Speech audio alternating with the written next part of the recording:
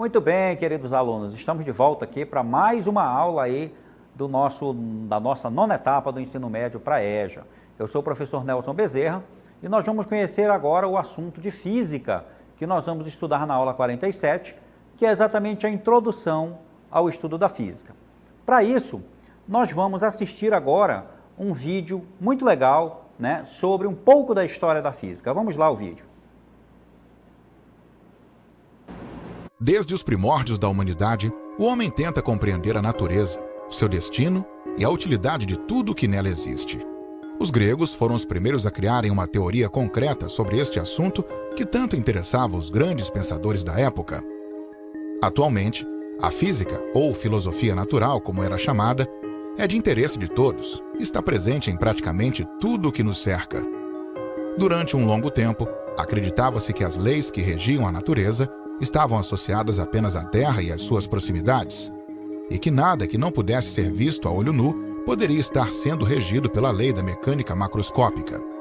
Por exemplo, alguns dos muitos passos dados em direção ao conhecimento da natureza e destas particularidades estão fundamentados nas grandes descobertas de inúmeros estudiosos. Podemos destacar a descoberta da radioatividade, surgimento da televisão, história da eletricidade, a descoberta do raio-x. Da física antiga à física moderna, o homem fez diversas descobertas relevantes para a ciência, a indústria, a geração de energias e o avanço tecnológico. A física é, portanto, uma ciência em pleno desenvolvimento. A ciência e o mundo à nossa volta se modificam com as descobertas e os avanços tecnológicos delas resultantes. Muito bem, gente. Vocês viram aí alguns motivos importantes para a gente estudar física. Ela está inserida aí no nosso cotidiano e grandes descobertas foram feitas aí ao longo do tempo, baseados nos princípios da física. Vamos então conhecer agora qual é a definição para essa disciplina tão importante que nós temos no ensino médio, a definição para a física. Física é um termo que tem origem lá no grego, physis, o que significa natureza, né? Mais ou menos aí significa natureza. E a física é uma ciência que estuda exatamente a natureza e os seus fenômenos em seus aspectos mais gerais.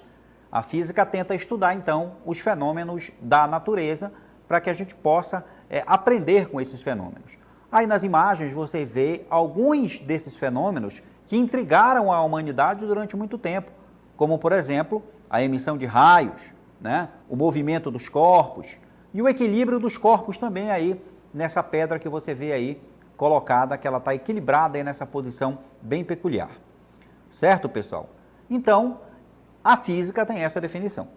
Vamos agora conhecer os tipos, né, de física, as modalidades que nós temos para o estudo da física. Começando aí com a física clássica. O que é a física clássica? Física clássica é aquela parte, né, do conteúdo de física, aquela parte da física que foi descoberto e difundido, né, tudo que foi descoberto e difundido até o fim do século XIX. Tudo que foi descoberto até lá é considerado como parte da física clássica. E nessa parte destacaram-se vários nomes importantes, como, por exemplo, René Descartes, né, Isaac Newton, né, que nós vamos falar muito no estudo da física. Galileu Galilei também, muito importante, né, com aquela questão lá do movimento da Terra, né, ao redor do Sol, muito importante. Johannes Kepler, que definiu aí o movimento dos planetas, né. Nós temos também Christian Huygens, nomes importantes aí no estudo da física. Para que você possa conhecer um pouco mais desses grandes pensadores e físicos que nós estamos falando aqui, nós temos imagens para você observar, né? Imagens antigas, né? Isso aí, esses grandes físicos, eles estavam antes aí do século XIX, né? Há 200, 300 anos atrás. Nós temos aí René Descartes, você pode observar aí a primeira foto dele. Aí nós temos também Isaac Newton, muito importante para a física, né? A física clássica também é conhecida como física newtoniana. Galileu Galilei, né? Foi antecessor de Newton. Nós temos o Kepler agora, Johannes Kepler. Na próxima imagem você vai ver aí Johannes Kepler e também Christian Huygens, que nós comentamos aí alguns dos nomes, certo? Tem muito mais do que esses aí para a gente comentar, mas a gente não pode falar de todos eles, senão a gente ia precisar aqui de muitas e muitas aulas de física para falar de todos esses grandes pensadores históricos aí da física. Vamos agora conhecer os ramos que nós temos da física. A física, para ser melhor estudada, ela foi dividida em várias partes, né? E isso foi uma divisão didática, para que a gente pudesse estudar a física dividida em partes. Começando então, claro, na física clássica, começamos então com a mecânica. O que é a mecânica então? A mecânica é o ramo da física que estuda fenômenos relacionados com o movimento dos corpos, né? A mecânica do universo, o movimento dos corpos celestes, tudo está envolvido nessa parte da física clássica chamada mecânica. Ela explica desde a queda de um objeto, o simples cair de um corpo na Terra, acidentes automobilísticos e até o movimento dos planetas, né? Com a mecânica do universo aí, principalmente baseado nas leis de Johannes Kepler. Temos aí algumas imagens mostrando, né, o foco de estudo da mecânica, né? Movimento dos planetas, movimento também dos barcos sobre os rios e assim por diante. Tudo que está em movimento se relaciona com a mecânica. Um outro ramo da física muito importante, também dentro da física clássica, é a termologia, também conhecida como física térmica. E aí a física térmica é aquele ramo da física que estuda os fenômenos relacionados com o calor, com os fenômenos térmicos, certo? Nós temos a calorimetria, temos as leis da termodinâmica. Então aí nas imagens você vê imagens do nosso cotidiano, né? A praia, né, num dia de muito calor, né, com transferência de calor aí. Nós temos aí nas imagens também a imagem do termômetro, né, que simboliza aí o estudo da temperatura. Temos o termômetro analógico, conhecido como termômetro clínico, aí no centro. E temos aí um termômetro digital aí, que são colocados nas cidades também para medir essa grandeza tão importante que é a temperatura. Continuando com esses ramos da física, temos a física ondulatória. A física ondulatória já é aquele ramo da física que vai estudar as propriedades das ondas, suas formas, meios de propagação. Estuda ainda os fenômenos sonoros, porque o som, pessoal, também é uma onda. O som é uma onda mecânica, mas é uma onda. Assim como são as ondas do mar, que você vê aí, são ondas mecânicas. As ondas produzidas pela corda do violão também são ondas mecânicas. E no final nós temos ali um forno de micro-ondas, e aí nós já temos, nesse aparelho eletrodoméstico, nós já temos a emissão de ondas eletromagnéticas, né? Que tem uma natureza diferente das ondas mecânicas, mas também faz parte da física ondulatória. Além desses tipos, nós também vamos continuar aqui falando sobre a ótica. A ótica é mais um ramo da física, importante também, né? Porque a ótica é a parte da física que estuda os fenômenos relacionados com a emissão luminosa, os fenômenos luminosos, né?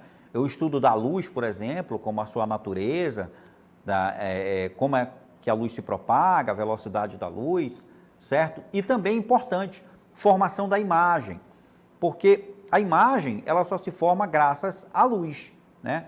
É o estudo da ótica. E aí nas imagens você vê um aparelho muito interessante, que é a luneta, né? Um aparelho que pode ampliar as imagens, né? Usado aí para observar os corpos celestes. Nós temos o olho humano, né? Que está envolvido diretamente com o estudo da ótica, certo? O fato de nós enxergarmos por causa da emissão da luz. Temos aí o microscópio também, que é um aparelho, assim como a luneta, baseado em lentes, né? Que funcionam também com a emissão de luz. Então, nós temos aí esses aparelhos relacionados com a ótica. Também temos, para fechar aqui essa situação da física clássica e dos ramos, nós temos o eletromagnetismo, que é o ramo da física que estuda os fenômenos elétricos e magnéticos ao mesmo tempo, né? Antes se pensava que a eletricidade e o magnetismo eram ciências completamente diferentes, ramos da física completamente diferentes. Mas eles estão intimamente ligados entre si e deram origem aí ao eletromagnetismo. Ainda falando dos ramos da física, além da física clássica, nós também temos a física moderna. Lembra que a física clássica são aqueles conteúdos lá de antes do século XIX, né? Mostramos aqueles grandes pensadores lá, Newton, Galileu. A física moderna é uma denominação dada ao conjunto de teorias surgidas no começo do século XX, principiando com a mecânica quântica e a teoria da relatividade, né? E as alterações no entendimento científico daí decorrentes, bem como todas as teorias posteriores. Então, aí na imagem nós temos a foto de um grande físico aí conhecido mundialmente, né? Albert Einstein, né? Que foi o autor da nossa teoria da relatividade geral. Aí está a divisão da física, como é que ela está dividida e seus ramos. E dos conteúdos importantes que a gente vai também precisar na introdução da física é o conceito de grandezas. Então nós temos aí as grandezas. Grandeza é um conceito fundamental na ciência. O conceito científico para a grandeza é tudo aquilo que pode ser medido, tá? Tudo aquilo que pode ser mensurado e pode ser simbolizado por um número e uma unidade de medida, né? Assim, nós temos algumas grandezas importantes, né? Nós temos grandezas fundamentais e grandezas derivadas, certo? Assim, nós temos como o comprimento. Comprimento é uma grandeza porque eu posso medir o comprimento, certo? Por isso que eu considero o comprimento como uma grandeza. E aí temos imagens, né, de uma pessoa medindo sua massa e da fita métrica para a pessoa medir o seu comprimento, tá certo? Isso aí é o conceito para a grandeza. Mas olha só, pessoal, a gente tem uma pergunta aqui, tem uma aluna que está assistindo nossa aula que quer fazer uma pergunta para a gente. Vamos ouvir a pergunta. Olá, professor. Olá, alunos. Professor, o comprimento é uma grandeza?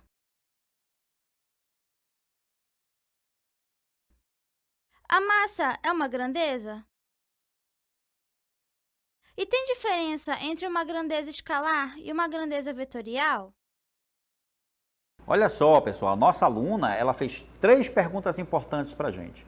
Primeiro, ela perguntou se a massa é uma grandeza. É sim, a massa é uma grandeza por quê? Porque eu posso medir a massa. Eu posso ir numa balança e lá vai aparecer um número e uma unidade de medida. Eu tenho, então, que a massa é uma grandeza. A mesma coisa o comprimento. Eu posso pegar uma fita métrica, posso medir meu comprimento, posso representar esse comprimento através de um número e uma unidade de medida, então o comprimento também é uma grandeza da física. Agora nós vamos ver a última pergunta que ela fez sobre uma grandeza escalar e uma grandeza vetorial. São tipos de grandezas, né, com relação à sua natureza. E a gente vai aprender então qual é a diferença entre uma grandeza escalar e uma grandeza vetorial. Veja só, pessoal, vamos lá na próxima cartela para ver que grandeza escalar é aquela que eu posso representar apenas com um número e uma unidade de medida, tá certo? Já uma grandeza vetorial é uma grandeza que eu preciso representá-la com, além do módulo, que é o número e a unidade de medida, eu vou precisar também, para representá-la, a direção e o sentido. Então vamos ver aqui as propriedades de cada uma. Vamos começar com uma grandeza escalar. Temos aí um exemplo de uma grandeza escalar que vai aparecer para você, que é o volume. É uma grandeza física. Se eu tenho volume igual a 3, esse 3 aí é um número. E a unidade de medida é um metro cúbico. Então, como eu representei essa grandeza através de um número e uma unidade de medida apenas, e ela ficou exatamente caracterizada por isso, como você pode ver aqui, então ela é uma grandeza escalar. Agora, é diferente para uma grandeza vetorial. Para uma grandeza vetorial, a gente tem uma coisa diferente, em que a gente pode assistir também aqui uma animaçãozinha mostrando como é as características de uma grandeza vetorial. Vamos ver aqui. Aí está, pessoal. Vamos começar então vendo aqui que essa grandeza da qual a gente vai falar agora é a distância, o deslocamento. Veja que o deslocamento é igual a 5 km. É uma unidade de medida e um número. Mas ela precisa de uma direção, que seria, por exemplo, direção horizontal. E precisa de um sentido, que seria, por exemplo, o sentido para a esquerda. Então aí está, pessoal, grandeza escalar é aquela que fica completamente caracterizada quando se conhece um número e uma unidade de medida, certo? Grandeza vetorial não, eu preciso de um número, uma unidade de medida, direção e sentido. Exemplos, a massa, por exemplo. A massa é uma grandeza escalar. Ela fica perfeitamente caracterizada quando conhecemos um número e uma unidade de medida.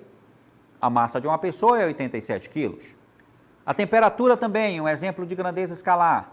Eu só preciso de um número e uma unidade de medida, certo? Aí está no exemplo que a temperatura da sala de aula é 20 graus na escala Celsius. Então, é uma grandeza escalar. Volume também é uma grandeza escalar, que foi lá o exemplo que a gente viu na animação. O volume é uma grandeza escalar porque ela fica perfeitamente caracterizada quando eu conheço um número e uma unidade de medida, certo? O volume de uma caixa de leite é 1 litro. Pronto, suficiente para me saber a característica daquela grandeza, certo? O intervalo de tempo é uma grandeza escalar, porque ele fica perfeitamente caracterizado quando eu conheço um número e uma unidade de medida.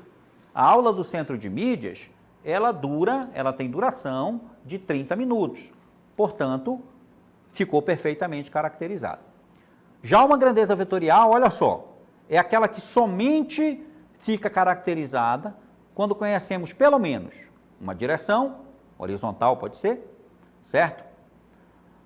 Horizontal, vertical, diagonal, um sentido para cima, para baixo, para a direita, para a esquerda, um número e uma unidade de medida, que a gente chama também de módulo, representado por uma seta, que é o módulo ou a intensidade.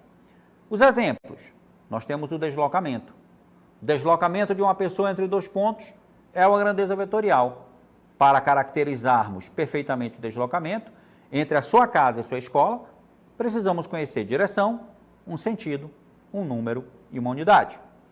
E aí nós temos aí, como resposta do exemplo, veja só, como é essa caracterização, né? O deslocamento de uma pessoa entre dois pontos, da sua casa até a escola. Precisamos conhecer a direção, de leste para oeste, é uma direção. Um sentido, indo para oeste, por exemplo. Um número e uma unidade, que é a distância de 10 quilômetros, ok? Então aí está a diferença entre as grandezas escalar e vetorial. E agora vamos para a nossa dinâmica local interativa.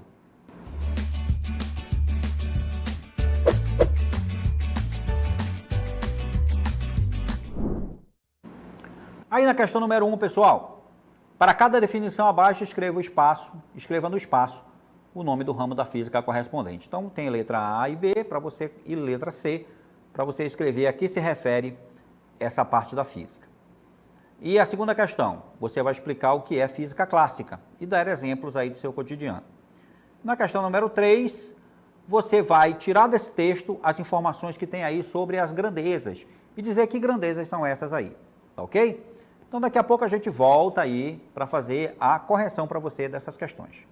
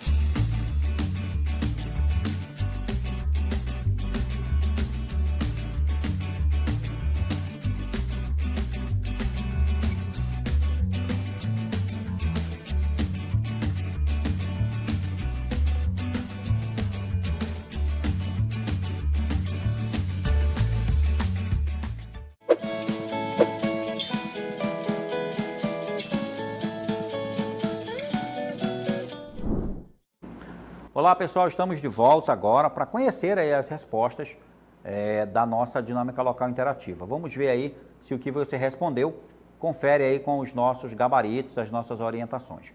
Vamos começar então com a questão número 1. Para cada definição abaixo, escreva no espaço o nome do ramo da física correspondente. Bem, a parte que estuda a temperatura é a termologia, né? A física térmica. Quem estuda as propriedades das ondas é a física ondulatória, certo? E na letra C, a parte da física que estuda os fenômenos luminosos, com formação da imagem, é a ótica. Vamos ver aí o gabarito.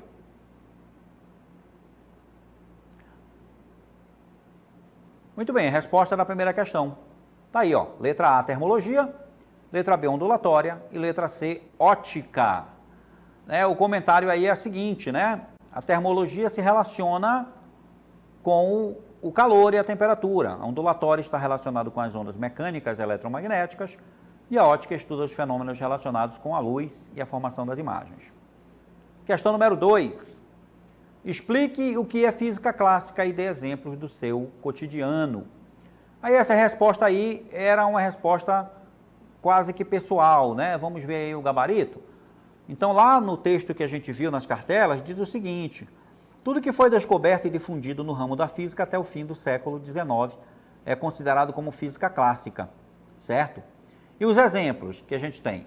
A eletricidade na sala de aula, a lâmpada, na mecânica a gente tem o movimento da canoa, o movimento da rabeta, do arpão.